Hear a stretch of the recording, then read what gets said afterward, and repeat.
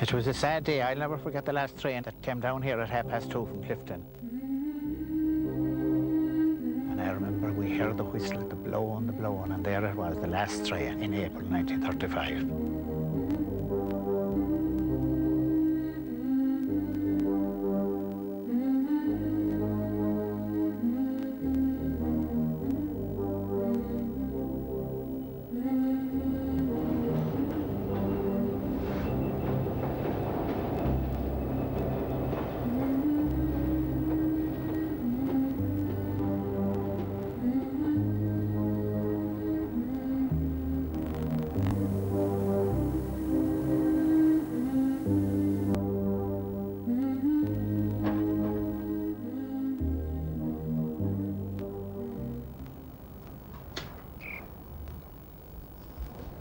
Galway, the most westerly city in Europe.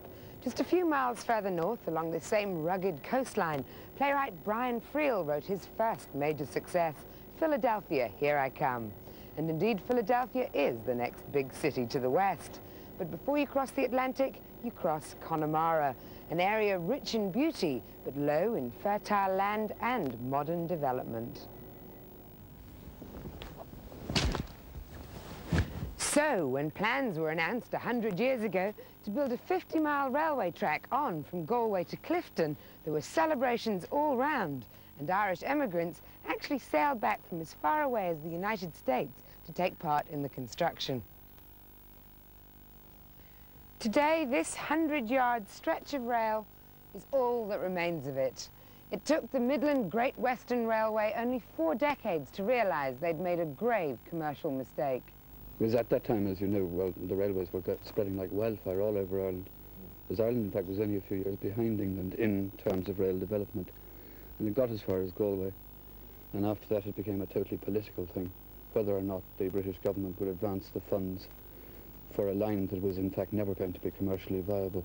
In the end, it was only the prospect of a direct government grant that allowed the line to be built. And was that government grant given for political reasons? Were they looking for votes from the far west, or why exactly? I am sure political reasons obviously came into it. It was Arthur Balfour who introduced the necessary legislation. And I think what he had in mind was part of his policy of killing home rule by kindness, to try and alleviate the conditions in the west so that agitation and unrest would die down. In all the preliminary negotiations, the railway company were saying, well, can we run it along the coast? We have to run it along the coast. That's where the fish are. That's where all the trade is. That's where the people are.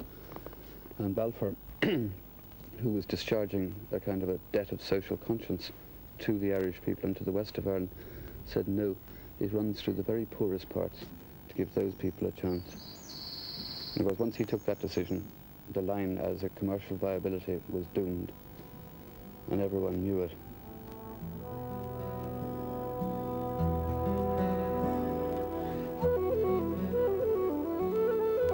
The route led out of Galway, sticking closely to the banks of Lough Corrib. It passed over the southern foothills of the Mamturk Mountains, crossed the boglands of Connemara, finally arriving at the town of Clifden on the Atlantic coast. The contractors guaranteed that they could achieve this in 2 years. It was optimistic. My lord and gentlemen, I hereby agree and undertake that I will execute the whole of the works for the lump sum of £204,800, 3 shillings and 1 penny, on or before the 1st day of November, 1894. It wasn't until New Year's Day, 1895, that the train finally left Galway for Clifden, on the route I'm walking back to my childhood playground. The first challenge for the engineers was to span the mouth of the River Corrib. And it looks like I'm faced with the same problem.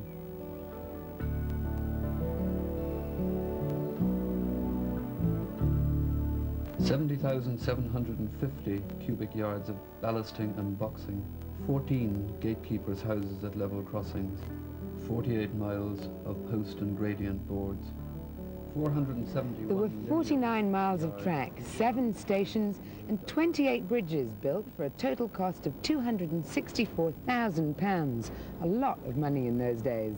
It was a different story, however, when they were selling it off. This bridge went for a tenner, and in fact Maurice Semple here was one of the interested parties. So, Morris, what exactly happened? Why didn't you get your hands on the bridge? I could have owned the bridge if I had the way of being able to maintain it and paint it. It's a long bridge. I was only a student, and even though it went for a nominal figure of £10, it was sold to a foundry in Dublin. Did they advertise it in the press, or how did people know it was for sale? Oh yes, no one wanted it, and didn't know how to maintain it, and what were you going to do with it anyway?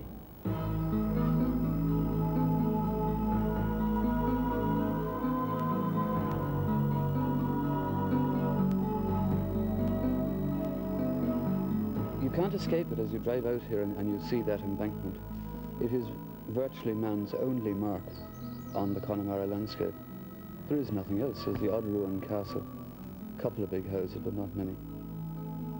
And to find anything as permanent and enduring as the permanent way, or what remains of it, and its bridges and its viaducts and the cuttings, you've got to look at things like the prehistoric monuments. There is nothing else out here. Paddy, about this bridge, why would they go to the expense of building a pedestrian bridge over the railway track? Well, they really had to do that for the people in that village, Rushini. Where's because that? It was a mass path. That village there, Rushini. Ah. And the people used to come in here on Sundays to mass and holidays. So they'd walk from here to go to the church over They would, here? yeah. And how would they get over all the bogland here? Well, it was a pretty wet. What they used to do was take heavy boots with them and leave the boots here and put on their light Sunday boots, as they used to say. After they'd made it After they had made it across the bog. There was no Wellingtons in them days, you know. None of the high rubber boots. Or none of those hunters' wellies? No. It was only nail boots. So this bridge was built just because... It was the time of the railway that was built. You see, when the railway was cut, the people couldn't cross to Mass. It's about 30 foot down there. I mean, how did they dig this out when they dug the... By hand. By hand? By hand, and blasted it in. Bore the holes for 6 feet with a drill. And what kind? But not a pneumatic drill like we know. Not at all. It had to be hand, you see. It was a small drill, and 2 hammers. He'd be turning the drill, and there'd be 2 men hitting the hammer. It's an incredible length of time. They had to go down 6 feet. I suppose it took them the day to bore 6 feet. So how long would it have taken them to cut 2 years. this out? 2 years. 2 whole years. 2 whole years. There must have been a few injuries here. There was. I knew one man, a great friend of mine, he lost his eye in it. Oh, no. He was only a young fella. He did. Shall we carry on? A blast went off and he got a splinter of a stone in the eye. Oh, that's terrible. He did. And so then this leads back to the road. This leads down to the road then, yeah. This leads down to the road. Paddy's grandfather was an inspector on the line.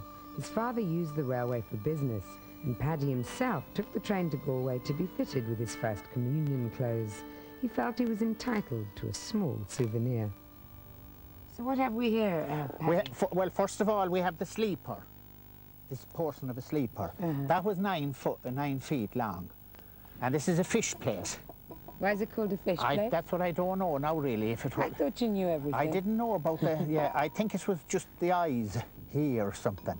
But not that much about that. But when they'd be putting in a rail, then changing a rail, you know, the edge of the rail gets worn with the wheel. They'd slip it in there under them. Oh, I see. So they wouldn't have to pull all 3 out. They wouldn't have to pull all